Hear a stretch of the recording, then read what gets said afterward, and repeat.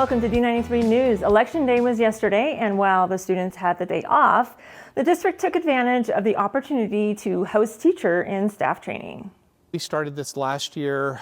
We had a lot of concerns about the presidential election last year and how that might impact the safety of students in our schools. And so at that time, the board accepted our recommendation to start scheduling the election days as professional learning days. So this year, obviously a much more low-key election, but just for the sake of consistency for our families, for our staff, going forward, we've got November 4th scheduled for professional learning, and it really is a good time for our teachers too. They've been in school for almost a whole trimester now, about 10 weeks. Good time where they've been working with kids, and then they can come to this, and it's just a kind of a good check-in to see how things are going, and then if there are things that need to change or things that we can help support, we can do that before the year gets away from us. This next story is frustrating to say the least. We have seen a rise in stop-arm violations. Yeah, Sam, there's no excuse for this. It's dangerous and the consequences can be deadly. Local News 8's Miley Siprusuth has more from the D93 Transportation Center. If you're anything like me and you're unsure what to do at a bus stop, you might want to listen up.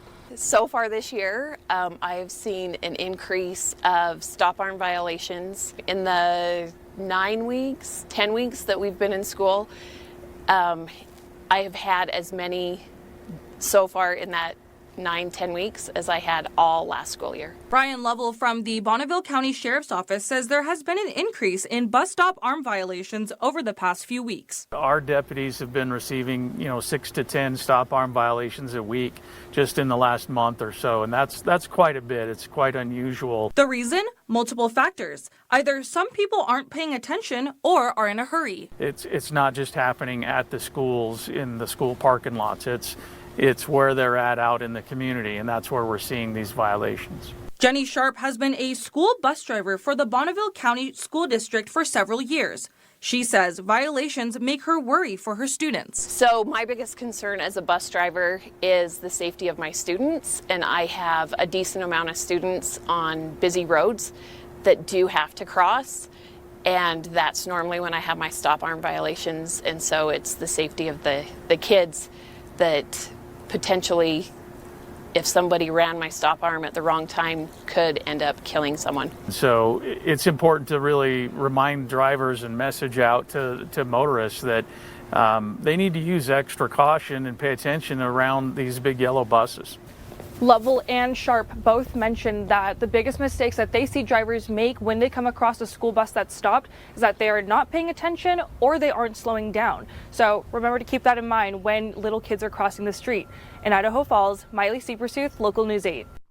Now, local law enforcement is serious about keeping our kids safe. If you get caught illegally passing a school bus, you could face a fine of $300 for the first time. Now, if you get caught again in the next 5 years, you're looking at a fine of around $1,000, and you could be charged with a misdemeanor. And the kicker, and well warranted, you could end up in the slammer for 6 months. Now to a happier note, let's talk about the board meeting tonight. Lots of recognitions. Our volleyball teams in and out of the classroom getting it done. That's right. We're going to first honor 6A Boys State Golf Champion Justin Anderson for his accomplishments over his state. Our very own Zach Lords is the IHSAA Assistant Principal of the Year. And we're going to recognize our IHSAA Academic 5A State Volleyball State Champions, Bonneville High School. We will recognize Hillcrest for their great state championship next month. And we might have some more. We got state swimming this week over in Boise. Hillcrest continues their quest for a banner in football as well. But for now, that's going to do it for us. We'll see you next time on D93 News.